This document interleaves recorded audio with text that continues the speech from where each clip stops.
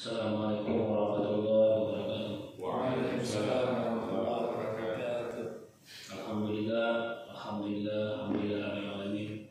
Segala puji syukur marilah sama-sama kita panjatkan kepada Allah Subhanahu wa taala atas segala nikmat yang diberikan kepada kita semua, nikmat iman, nikmat Islam, nikmat sehat, dan alhamdulillah pada pagi ini kita telah bersama-sama melaksanakan sholat subuh berjamaah. Salawat sekali salam selalu tercurah kepada junjungan kita Nabi besar Muhammad SAW. Melanjutkan pembacaan Al-Quran.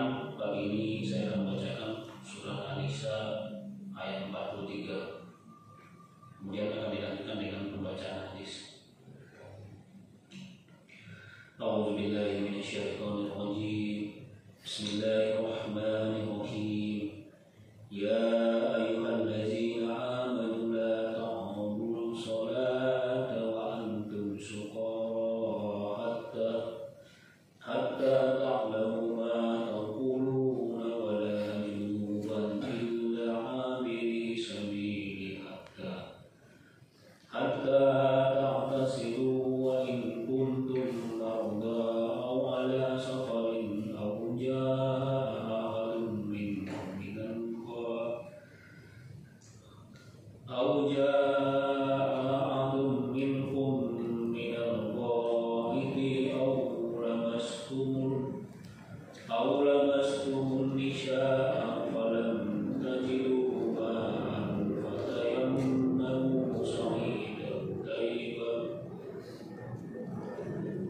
فتيمموا صعيدا طيبا فامسحوا بوجوهكم وأيديكم Inna Allah kana ghafuran ghafur. Sadaqallahu azim. Artinya, hai orang-orang yang beriman, janganlah kamu sholat sedangkan kamu dalam keadaan mabuk, sehingga kamu mengerti apa yang kamu ucapkan.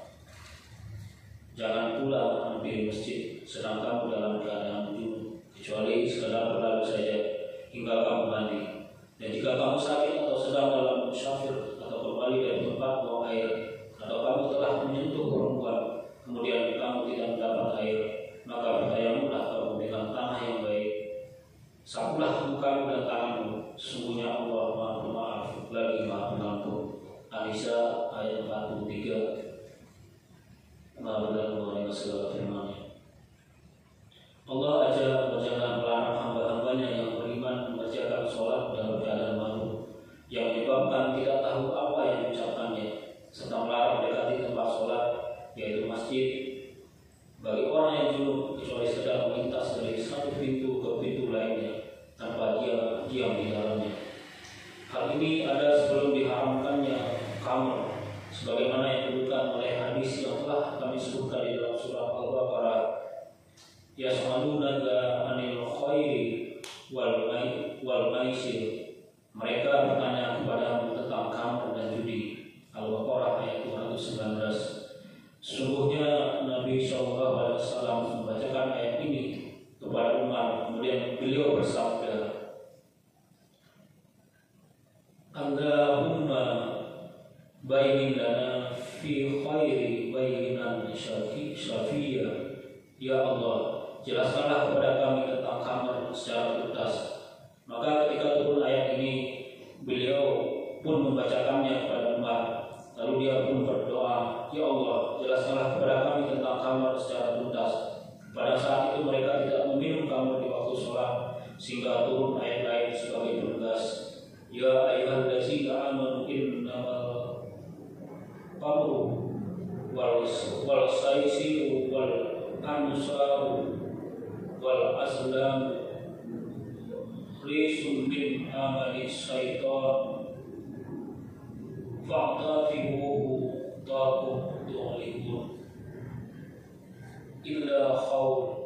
Hai orang-orang yang beriman, sungguhnya meminum khamr, berjudi, berkorban untuk berhala, mengundi nasi dengan panah adalah perbuatan keji, termasuk perbuatan syaitan. Maka jagalah perbuatan itu agar kamu mendapat keuntungan. Al-Maidah ayat 90 sampai pada firman-Nya, maka maka berhentilah kamu dari mengerjakan perbuatan itu. Al-Maidah ayat 91. Maka Umar pun kemudian berkata, kami telah berhenti. Ibnu Abi Syaibah dalam sebab turunnya ayat ini menyebutkan sebuah hadis yang diriwayatkan oleh Ibnu Abi Hatim dari Sa'ad. Dia berkata, 4 ayat turun berkenaan dengan saya. Seorang masa membuat makanan, lalu dia memanggil orang-orang Muhajirin dan Aisyah. Kemudian kami makan dan minum hingga mabuk. Lalu kami berbangga-bangga hingga ada laki-laki yang mengangkat perahu untuk menusuk hidung Sa'ad. Maka jadilah Sa'ad yang orang yang bolong hidungnya. Kejadian ini sebelumnya diharamkan khamr. Lalu Allah menurunkan firman-Nya, ya ayyuhallazina amanu la ta'rabu sholawata wa antum sukara. Hai orang-orang yang beriman, janganlah kamu sholat sedang kamu dalam keadaan mabuk. Hadis ini secara panjang diriwayatkan oleh Muslim dan diriwayatkan pula oleh ahlu sunan kecuali Ibnu Majah. Sebab lainnya, Ibnu Abi Hatim menuturkan dari Ali bin Abi Thalib. Dia berkata, Abdurrahman bin Auf membuat makanan untuk kami, mengundang kami dan menuangkan kamar untuk kami. Kemudian sebagian dari kami mulai mabuk dan waktu sholat pun tiba. Lalu mereka menyuruh seorang menjadi imam sehingga terdengar kacau bacaannya. Qul ya ayyuhal kafirun na'budu ma ta'budun wa nahnu na'budu ma ta'budun. Katakanlah, wahai orang-orang kafir, aku tidak menyembah apa yang kamu sembah dan kami menyembah apa yang kamu sembah. Setelah kejadian itu Allah menurunkan, ya ayyuhallazina amanu la ta'rabu sholata wa antum syaqara hatta ta'lamu ma taqulun. Hai orang-orang yang beriman, janganlah kamu sholat sedang kamu dalam keadaan mabuk sehingga kamu mengerti apa yang kamu ucapkan. Demikianlah yang diriwayatkan At-Tirmidzi dan dia berkata hasan sahih. Firman-Nya, hatta ta'lamu ma taqulun, sehingga kamu mengerti apa yang kamu ucapkan. Ini ungkapan yang paling baik untuk batasan mabuk, yaitu tidak mengetahui apa yang ucapannya. Karena orang yang sedang mabuk di waktu sholat akan mencampur adukan bacaan, tidak menemukannya dan tidak khusyuk. Imam Ahmad menukil dari Anas bin Malik radhiyallahu anhu, dia berkata, Nabi SAW bersabda, jika salah seorang kalian mengantuk di dalam sholat, maka hendaklah dia kembali dan tidur sehingga dia mengetahui apa yang diucapkan. Hadis ini hanya diriwayatkan oleh Al-Bukhari tanpa Muslim. Adapun Muslim dia menukilkan bersama An-Nasai dari Ayyub dengan lafaz yang sama, dan pada sebagian lafaz hadis disebutkan boleh jadi ketika istighfar ternyata dia mencaci dirinya sendiri. Firman Allah, wala junuban illa amiri sabili hatta ta'tasilu. Jangan pula hampiri masjid sedang kamu dalam keadaan junub, kecuali sekedar berlalu saja hingga kamu mandi. Ibnu Abi Hatim mengatakan dari Ibnu Abbas, dia berkata tentang firman Allah, wala junaban illa amiri sabili hatta ta'tasilu. Jangan pula hampiri masjid sedang kamu dalam keadaan junub, kecuali sekedar berlalu saja hingga kamu mandi. Janganlah kalian masuk ke dalam masjid sedangkan kalian dalam keadaan junub, kecuali sekedar berlalu saja. Dan dia pun berkata, engkau lewat selintas dan jangan dulu. Pendapat ini diriwayatkan dari Abdullah bin Mas'ud, Anas, Abu Hubaidah, Sa'ad bin Al-Musayyab, Ad-Dhahhak, Atta Mujahid, Mas'ud, Ibrahim An-Nakhai, Sa'id bin Al-Aslam, Abu Malik, Am bin Dinar, Al-Hakam bin Utbah, Ikrimah, Al-Hasan Al-Basri, Yahya bin Sa'id Ash'ari, Ibnu Shihab dan Qatadah. Ibnu Jarir berkata, Yazid bin Abi Hubayb menceritakan kepada kami tentang firman Allah, janganlah pula hampiri masjid sedang kamu dalam keadaan junub, kecuali sekedar berlalu saja hingga kamu mandi. Bahwa beberapa laki-laki Ansar pun keluar dari dalam masjid di saat mereka terkena junub dan mereka tidak menemukan air. Lalu mereka mencari yang tidak mendapatkan jalan kecuali melalui masjid. Maka Allah turunkan ayat tersebut, jangan pula hampiri masjid sedang kamu dalam keadaan junub, kecuali sekadar berlalu saja hingga kamu mandi. Dari ayat ini imam berdalil bahwa haram bagi orang yang junub diam di dalam masjid dan dibolehkan sekedar melintas saja. Demikian pula dengan wanita haid atau nifas. Dalam Sahih Muslim riwayat dari Aisyah radhiyallahu anha berkata, Rasulullah SAW bersabda kepadaku, ambilkan aku tikar di dalam masjid. Aku berkata, aku dalam keadaan haid. Beliau bersabda, sungguhnya haidmu itu bukan di tanganmu. Hadis lain tentang makna ayat Ibnu Abi Hatim mengatakan dari Ali, jangan pula hampir masjid sedang kamu dalam keadaan junub kecuali sekedar berlalu saja hingga kamu mandi. Dia tidak boleh mendekati sholat kecuali seorang musafir yang terkena junub. Lalu dia menemukan air, maka dia boleh sholat hingga menemukan air. Hadis serupa juga dinukilkan dari Ibnu Abbas. Rasulullah SAW bersabda kepadaku dalam salah satu riwayatnya, Sa'id bin Jubair dan Ad-Dahhak. Pendapat ini didukung oleh hadis yang diriwayatkan oleh Ahmad bin Ahlus Sunan dari Abu Dzar. Dia berkata, Nabi SAW pernah bersabda, tanah yang bersih adalah alat bersucinya seorang muslim. Sekalipun kamu tidak menemukan air 10 musim haji atau 10 tahun, apabila engkau telah menemukan air, maka usaplah ke kulitmu, berwudulah, karena hal itu lebih baik bagimu. Kemudian setelah menyebutkan dua pendapat itu, Ibnu Jarir berkata, pendapat yang lebih tepat adalah yaitu orang yang melewati jalan saja. Maka tafsirnya, hai orang-orang yang beriman, janganlah kalian mendekati masjid untuk sholat sedang kalian dalam keadaan mabuk, sehingga kalian mengetahui apa yang kalian ucapkan. Dan janganlah pula kalian mendekati masjid dalam keadaan junub sehingga kalian mandi, kecuali sedang melintas saja. Al-Abiris Sabil adalah orang yang melintas, lewat atau menyeberang. Ini pendapat dihukum oleh jumhur, dan ini pula makna zahir ayat tersebut. Seakan-akan Allah melarang melakukan sholat dengan cara kurang yang bertentangan dengan tujuannya, serta masuk ke tempat sholat dengan cara yang tidak sempurna, yaitu dalam kondisi junub yang menjauhkan sholat dan tempatnya. Wallahu a'lam. Firman Allah, hatta tasilu, hingga kamu mandi, merupakan dalil pendapat tiga imam, yaitu Abu Hanifah, Malik, As-Syafi'i, bahwasanya haram bagi orang yang junub berdiam dalam masjid hingga dia mandi atau tayamum jika tidak ada air atau jika tidak mampu menggunakannya. Sedangkan Imam Ahmad berpendapat bahwa ketika seorang junub sudah berwudu, boleh baginya berdiam dalam masjid, seperti yang dinukilkan sendiri oleh Ahmad dan Sa'id bin Masyur di dalam sunannya dengan sanad yang sahih. Maka para sahabat dahulu mereka melakukan hal itu. Sa'id bin Masyur berkata dalam sunannya dari Abda bin Yasar, dia berkata, aku melihat sahabat Rasulullah SAW duduk di dalam masjid dalam keadaan junub ketika mereka telah berwudu untuk sholat. Hadis ini bersama sahih menurut Sahih Muslim. Wallahu a'lam.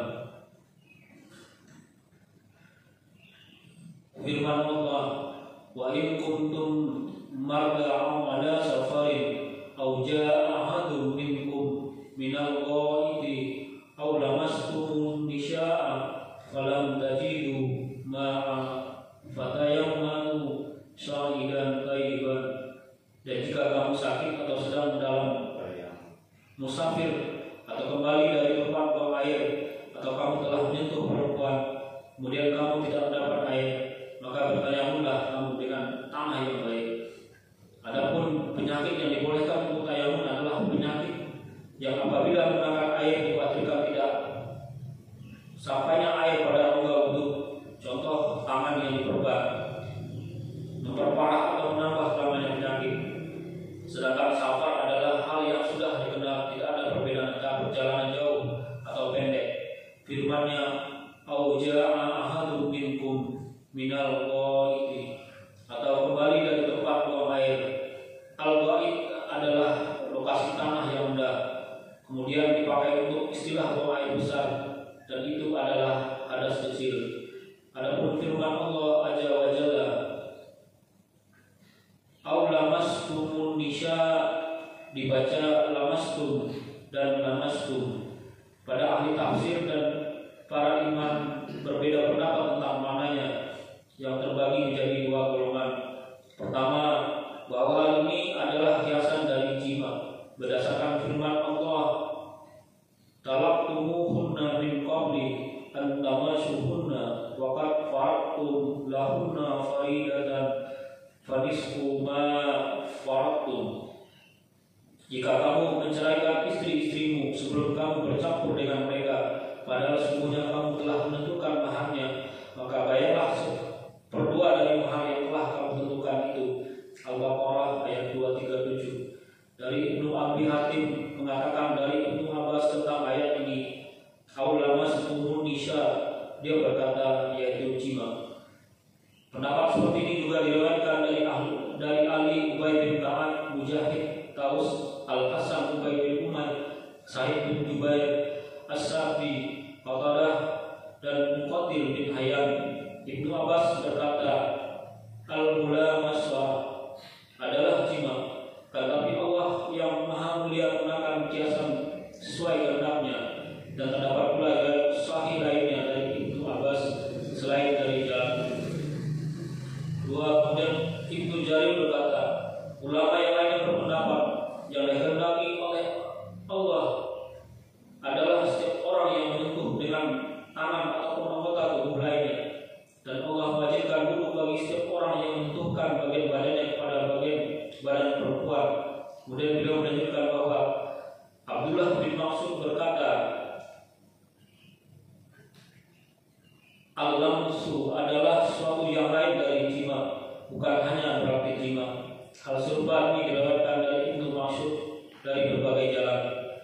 Diriwayatkan pula dari Ibnu Mas'ud bahwa dia berkata, ciuman adalah bagian dari sentuhan, dan hal itu mewajibkan wudu. Al-Tabrani meriwayatkan dengan sanadnya bahwa Abdullah bin Mas'ud berkata, seorang laki-laki harus wudu dengan sebab bersenggama, menyentuh dengan tangan atau mencium. Tentang ayat ini,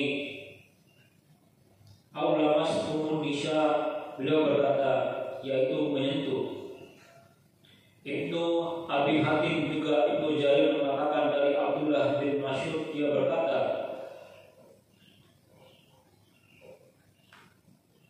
"Al-lamsu adalah sesuatu yang lain dari jima."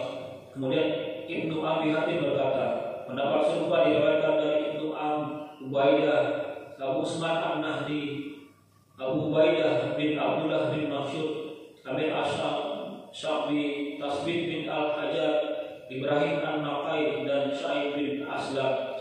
Aku berkata, Malik meriwayatkan dari Az-Zuhri, dari Salim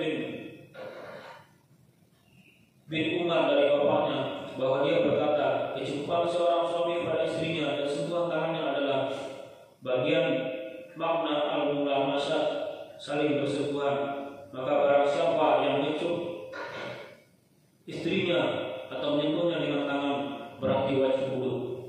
Wajibnya wudu karena sentuhan adalah pendapat Asy-Syafi'i dan para pengikutnya, Malik, dan pendapat yang masyhur dari pendapat Ahmad bin Hanbal. Para pendukung berpendapat yang demikian itu mengungkapkan ayat ini terkadang dibaca lamastum dan lamastum. Al-lamsu ini menurut syariat diartikan menyentuh dengan tangan. Allah Subhanahu wa ta'ala berfirman, "Fala masuhu bi aydihim." Walau nazalna 'alaika kitaba fi khirtasin fala masuhu bi aydihim. Dan kalau kami turunkan kepadamu tulisan di atas kertas, lalu mereka dapat memegangnya dengan tangan mereka sendiri. Al-An'am ayat 7. Artinya mereka menyentuhnya. Rasulullah SAW bersabda kepada Al-Ma'is ketika mengakui zina, menawarkan kepadanya agar mencabut pengakuannya itu, boleh jadi engkau hanya mencium atau menyentuhnya. Di dalam sebuah hadis sahih, zina tangan adalah menyentuh.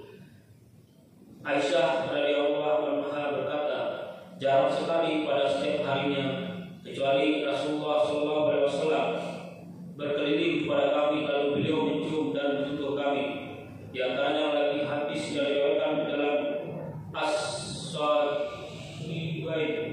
bahwa Rasulullah SAW melarang jual beli al-mulamasyah. Kedua tafsir di atas menunjukkan pada menyentuh dengan tangan. Mereka berkata al-lamsu dalam bahasa Arab berarti menyentuh dengan tangan dan juga berarti jima. Seorang penyair berkata, telapak tanganku menyentuh telapak tangannya dan aku meminta kecukupan. Imam Ahmad menukilkan dari Ibrahim At-Tami dari Aisyah radhiyallahu anha bahwa Rasulullah SAW pernah mencium kemudian sholat dan tidak berwudu. Hadis riwayat Abu Daud dan An-Nasa'i. Lalu keduanya berkata, Ibrahim tidak pernah mendengar dari Aisyah. Firman Allah Azza wa Jalla, walam tajidu ma fatayammamu sa'ida tayyiba. Kemudian kamu tidak mendapatkan air, maka bertayamumlah kamu dengan tanah yang baik. Kebanyakan para fuqaha mengambil kesimpulan dari ayat ini bahwa tayamum tidak boleh dilakukan oleh orang yang tidak memiliki air kecuali setelah mencarinya, atau setelah mencarinya tidak diketemukan, maka dia boleh bertayamum saat itu. Mereka menjelaskan berapa cara mencari air itu dalam kitab-kitab fikih. Dalam kitab As-Sahibain dari hadis Imran bin Husain bahwa Rasulullah SAW melihat laki-laki menyendiri tidak sholat bersama jemaah. Lalu beliau bertanya, hai fulan, apa yang mencegahmu untuk sholat berjemaah? Bukankah engkau orang muslim? Dia menjawab, betul ya Rasulullah, akan tetapi saya sedang duduk dan tidak menemukan air. Maka beliau bersabda, gunakanlah debu, karena debu itu mencukupimu. Untuk itu Allah Subhanahu wa taala berfirman, walam tajidu ma'an fatayammamu sa'idan tayyiba. Kemudian kamu tidak mendapatkan air, maka bertayamumlah kamu dengan tanah yang baik atau suci. Maka tayamum menurut bahasa adalah maksud atau kehendak. Orang Arab berkata tayammamakallahu bihifdi, yang artinya semoga Allah berkenan melindungimu, seperti perkataan Umru Al-Qais dalam syairnya. Setelah dia merasa bahwa kematiannya menyongsongnya dan melihat kerikil di bawah kakinya penuh dengan darah, dia pun menuju mata air yang berada di dalik yang dinaungi oleh bayangan pohon, sedang lumpurnya meluap. As-Sa'id menurut salah satu pendapat adalah setiap sesuatu yang meninggi di atas permukaan tanah, maka termasuk di dalamnya debu, pasir dan batu. Itulah pendapat Malik. Satu pendapat mengatakan sesuatu yang sejenis dengan debu seperti pasir, granit atau bebatuan. Inilah mazhab Abu Hanifah. Pendapat lain mengatakan debu saja. Inilah pendapat Asy-Syafi'i dan Ahmad bin Hanbal serta pengikut keduanya. Mereka berdalil dengan firman Allah, fatusbiha sa'idan zalaba, hingga kebun itu menjadi tanah yang licin. Al-Kahfi ayat 14. Artinya debu yang halus dan bersih. Serta hadis yang diriwayatkan di dalam kitab Sahih Muslim dari Huzaifah bin Al-Yaman, dia berkata, Rasulullah SAW bersabda, kita dilebihkan dari umat-umat yang lain pada 3 hal. Saf-saf kita dijadikan seperti saf-saf para malaikat. Seluruh tanah dijadikan untuk kita sebagai masjid, serta debunya dijadikan suci untuk kita. Apabila kita tidak menemukan air di dalam salah satu lafaz, serta debunya dijadikan suci untuk kita apabila kita tidak menemukan air. Mereka berkata, dikhususkan bersuci dengan debu pada posisi mulia. Kalau saja ada selain debu, tentu akan disebutkan bersama.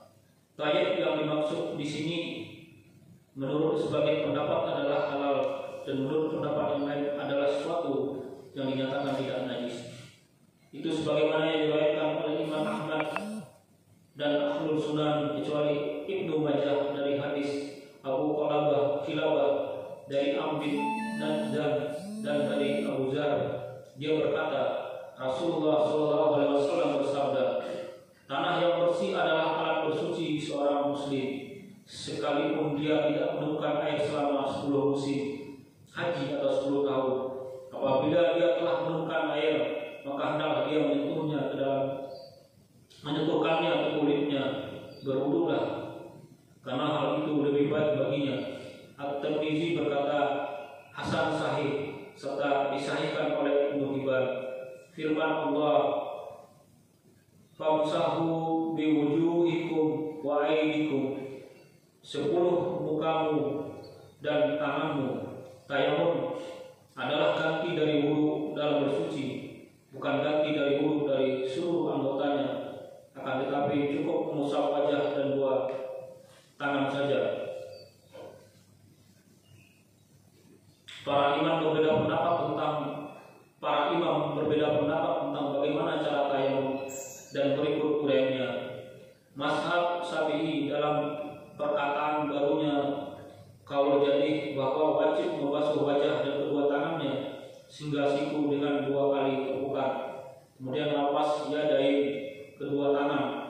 Maknanya dapat ditujukan sehingga mencapai 2 pundak hingga mencapai 2 siku sebagaimana ayat wudu, dan dapat pula ditujukan hingga mencapai 2 pergelangan tangan sebagaimana dalam ayat pencurian. Maka potonglah tangan keduanya.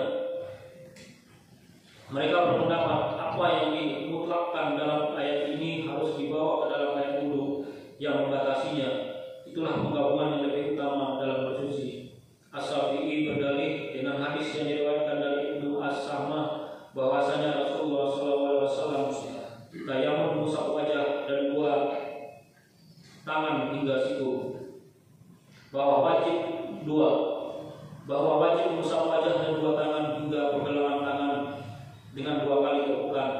Itulah pendapat lama qaul qadim Imam Syafi'i. Yang ketiga, cukup membasuh wajah dan 2 telapak tangan dengan 1 kali tepukan. Imam Ahmad mengatakan dari Abdurrahman bin Aziz dari bapaknya bahwa seorang laki-laki datang kepada Umar dan berkata, sungguhnya aku junub dan tidak menemukan air. Maka Umar berkata, jangan engkau sholat. Umar berkata, apakah engkau tidak ingat wahai Amirul Mukminin ketika aku dan engkau di dalam sekelompok pasukan perang, lalu kita mendapatkan junub dan tidak mendapatkan air. Adapun engkau, maka engkau tidak melakukan sholat, sedangkan maka aku berguling lalu sholat. Ketika kita mendatangi Nabi SAW, hal itu kuceritakan kepada beliau, lalu beliau bersabda, cukuplah engkau begini. Beliau SAW memukulkan tangannya ke tanah, kemudian menunduknya, lalu mengusap wajah dan kedua telapak tangannya. Allah berfirman di dalam surat Al-Maidah, famsahu biwujuhikum wa aydikum minhu, sapulah mukamu dan tanganmu dengan tanah itu. Al-Maidah ayat 6. Dengan ayat ini Imam Syafi'i berdalil bahwa tayammum harus dilakukan dengan menggunakan tanah yang suci, yang tanah tersebut mengandung debu, sehingga ada bagian debu yang menempel ke wajah dan kedua tangan. Sebagaimana Asy-Syafi'i diriwayatkan dengan sanadnya yang lalu dari Ibnu As-Samah bahwa dia melewati Nabi SAW yang sedang buang air kecil, lalu dia mengucapkan salam kepada beliau, tapi tidak dijawabnya hingga dia berdiri menghadap ke dinding. Kemudian dia menggosokkan dengan menggunakan tongkat yang ada di tangannya, maksudnya ialah mengumpulkan debu atau tanah, lalu menumpukan tangannya dan mengusapkan ke wajah dan kedua tangannya hingga siku. Dan firman-Nya, ma yuridullahu liyah'ala 'alaikum min haraj, Allah tidak hendak menyulitkan kamu. Al-Maidah ayat 6. Artinya, di dalam agama yang disyariatkannya untuk kalian, walakin yuridu liyudahirakum, akan tetapi Allah hendak membersihkan kamu. Al-Maidah ayat 6. Untuk itu dibolehkannya tayammum. Jika kalian tidak menemukan air, kalian bisa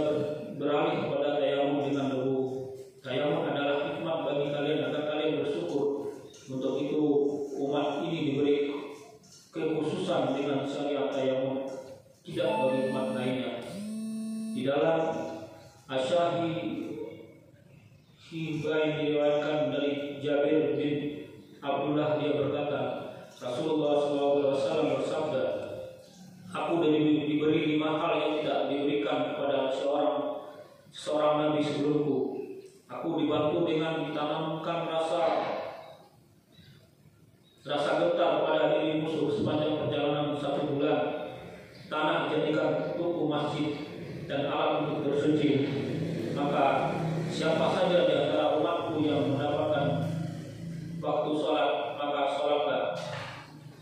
Dalam satu lafaz tercantum, dijadikan tanah sebagai masjid dan alat bersuci, dihalalkan ghanimah harta rampasan perang untukku yang tidak dihalalkan untuk seorang pun sebelumku, dan aku diberikan syafaat, dan bahwa para nabi diutus untuk kaumnya saja, sedangkan aku diutus untuk seluruh manusia. Firman Allah, "Famsahu biwujuhikum wa aydikum, innallaha kana afuwan ghafur." Sapulah mukamu dan tanganmu, sungguhnya Allah Maha Pemaaf bagi Maha Pengampun. Yaitu salah satu wujud pemberian maaf dan pengampunannya bagi kalian adalah disyariatkannya tayamum bagi kalian dan dibolehkannya bagi kalian melakukan sholat dengan tayamum apabila kalian kehabisan air, sebagai suatu keluasan dan keringanan bagi kalian. Oleh karena itu, seluruh ayat yang mulia ini merupakan pensucian sholat dari pelaksanaannya yang kurang layak, berupa mabuk hingga sadar atau hingga memahami apa yang diucapkan, berupa junub hingga mandi, atau berupa hadas hingga berwudu kecuali sakit atau tidak ada air. Sungguhnya Allah telah berikan rukhsah dalam hal tayamum dan kondisi-kondisinya ini sebagai rahmat bagi hamba-hambanya, kasih sayang dan keluasan bagi mereka. Hanya bagi Allah segala puji dan anugerah. Sebab turunnya syarat tayamum, Al-Bukhari meriwayatkan dari Aisyah radhiyallahu anha, dia berkata, kami keluar bersama Rasulullah SAW pada sebagian perjalanannya hingga kami berada di sebuah dataran atau Zuhul Jaisi. Lalu kalungku terputus hilang, maka Rasul SAW berhenti untuk mencarinya. Lalu yang lain pun ikut berhenti pula bersama beliau. Saat itu mereka tidak beli air, maka mereka mendatangi Abu Bakar dan berkata, cobalah kau lihat apa yang dilakukan Aisyah yang menyebabkan Rasul dan seluruh orang mencari-cari, padahal mereka tidak memiliki air. Lalu Abu Bakar datang kepada Rasulullah yang saat itu sedang meletakkan kepala beliau di atas pahaku dan tidur. Dia berkata, engkau telah menghalangi Rasulullah dan orang-orang sedang mereka tidak mendapatkan air dan mereka tidak memiliki air. Aisyah berkata, Abu Bakar terus mengomeli aku sampai beliau mengucapkan yang macam-macam dan mencibir bingkaku. Tidak ada yang menghalangi aku bergerak saat itu kecuali karena kepala beliau ada di pangkuanku. Lalu di waktu pagi Rasulullah SAW bangun dengan tidak menemukan air, maka Allah menurunkan ayat tayamum. Kemudian mereka bertayamum. Usaid berkata, itu bukan awal keberkahan kalian yang pertama kali, wahai keluarga Abu Bakar. Aisyah berkata, lalu kami membangunkan unta yang aku tumpangi, maka kami menemukan kalung itu di bawahnya. Hadis riwayat Al-Bukhari dari Qutaibah dari Ismail dan Muslim dari Yahya bin Yahya dari Malik. Alhamdulillah, bacaan surat An-Nisa ayat 43 sudah dibacakan. Kemudian dilanjutkan dengan pembacaan hadis, yaitu hadis bab 28 menutup aib kaum muslimin dan larang mengeksposnya kecuali dalam keadaan terpaksa. Hadis keempat dari Abu Hurairah berkata, Nabi didatangi oleh para sahabatnya dengan membawa laki-laki yang telah minum arak. Kemudian beliau bersabda, pulah dia. Abu Hurairah berkata, di antara kita ada yang memukul orang itu dengan tangannya, ada pula yang memukulnya dengan sandalnya, bahkan ada yang memukulnya dengan pakaiannya. Setelah semuanya membubarkan diri, lalu sebagian orang berkata, semoga engkau dihinakan oleh Allah. Kemudian Rasulullah SAW bersabda, janganlah kalian berkata demikian, janganlah kalian memberikan pertolongan